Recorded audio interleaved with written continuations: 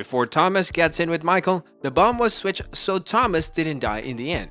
But how did he even know about the bomb? If you had been paying attention, it happened right before your eyes.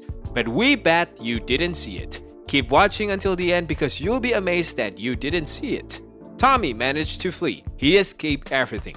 The fascists, the fake diagnosis, his family and himself. He rode out of Peaky Blinders the same way he rode in.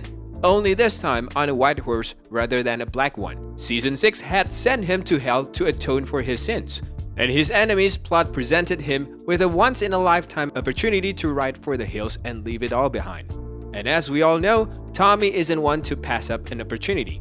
When Arthur, Curly, and Charlie rake Tommy's wagon's ashes for silver and gold, they'll find his wedding ring and think he's gone. He is now free. That is until the Peaky Blinders feature film is released, at which point Tommy Shelby, Mr. Jones, and the Duke of Saxon Shore, Secret Agent T, or whatever name he'll go by now, will presumably be back in business.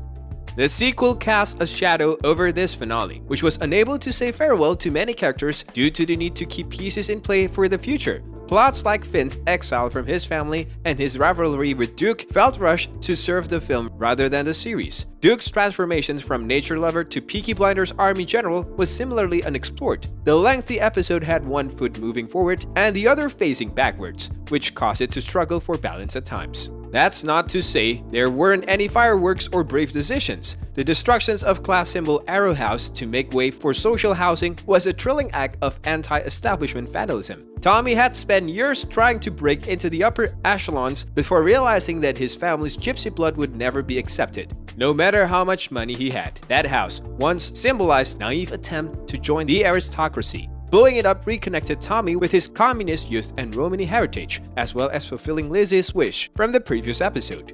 It was a literal blast.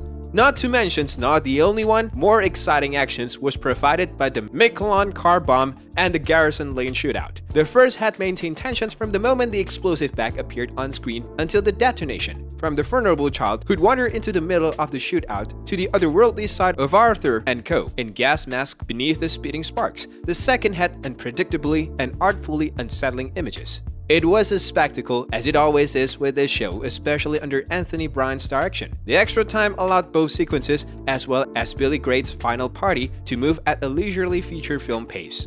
Tommy was back to his usual positions of being several steps ahead in all three expertly spliced stories. In episode 1, he bribed the French bartender and smuggler. In episode 2, he made the deal to sell his opium to Alfie. In episode 4, he learned from Gina that Michael was out for his blood. And in this finale, he fed Grade false information. The multi-pronged revenge plan went off without a hitch, thanks to all the right spies in all the right places. Duke took Billy out, Finn was fired, Johnny Docs swapped the bombs and left Tommy a symbol on the door of the car that it was safe to enter, and Arthur, Jeremiah, and Charlie were ready and waiting for the IRA assassins in Garrison Lane with their World War I souvenirs. Less intricately, but a pleasant surprise for those who hadn't guessed. Congratulations to everyone who suspected Tommy of being a conman. Was Tommy uncovering the Holford plot? A ghost told me. Had to be the least satisfying way for a character of Tommy's strategic genius to arrive at a realization, but there it was. In a vision, Ghost Ruby appeared to stop Tommy from pulling the trigger and to direct him to the evidence that Dr. Holford was a Mosley plan all along. There was no incurable tuberculosis and no death penalty. It was all a ruse to hasten Tommy's suicide to get rid of him in time for the New World Order. It was satisfying that Holford's callous disregard for gypsies in order to burn the wagon was exactly what set Tommy free.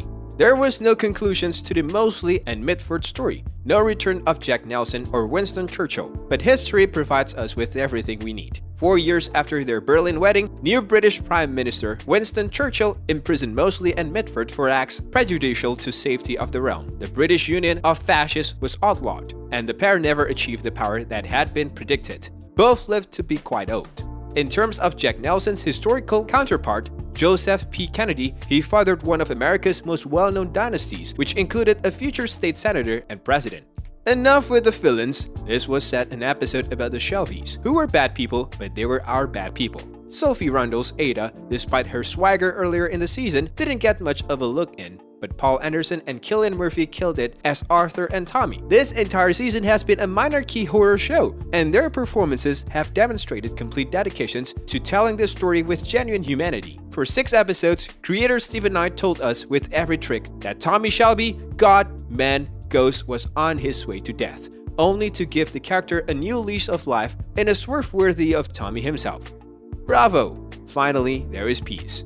The Peaky Blinders film has yet to be named, but when would it be decided? What kind of release date might it have? Will Cillian Murphy's Tommy Shelby appear again? Cillian Murphy appears to be making a triumphant return as the leader of the Brummy-based gang. Although casting for the film has yet to be announced, Stephen confirmed to Deadline that those heavily involved in the Season 6 storyline, including Sam Claflin, Amber Anderson, James Frenchville, Anurin Bernard, and Neil Maskell, to name a few, will figure in the film. We are hoping to see Natasha O'Keefe, Paul Anderson, Sophie Rundle, Amy Fionn Edwards, Kate Phillips, and Conrad Khan, who play members of the Shelby family, return as well. Peaky Blinders Season 6 concluded on Sunday, April 2022 with the show set to premiere on Netflix on June 10, 2022. According to Stephen Knight, the Peaky Blinders film will begin productions in 2023. According to the BFI London Film Festival, I plan to write the feature film, which will be set and shot in Birmingham, and that will almost certainly be the end of Peaky Blinders as we know it. He did, however, mention the possibility of spin-off shows,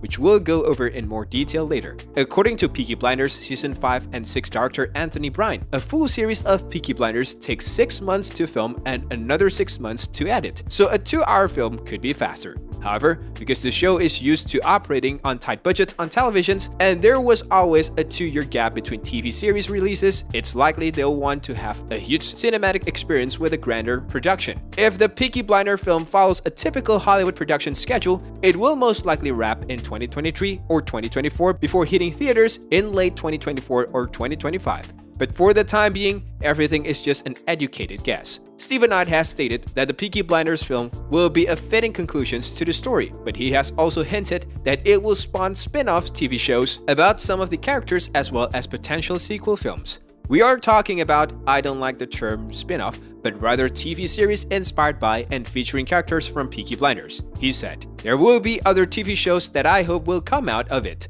that will continue to tell the story of this part of society and this family," he told Variety. In the meantime, he stated, "We just felt with the loss of Helen that everything seems to be pointing towards doing what I call the end of the beginning. Let's finish the beginning, then move on to the film. Let's see where we go from there in terms of spin-offs." Peaky Blinders Ballad, The Redemptions of Tommy Shelby, has already debuted and has a live-action theater experience called Peaky Blinders The Rise, as well as numerous games and merchandise, so it appears that they are still invested in the saga. Stephen Knight previously stated that the show would end with the first air raid siren in Birmingham in 1939, which did not occur in the TV show, so perhaps we can expect that to happen in the film instead.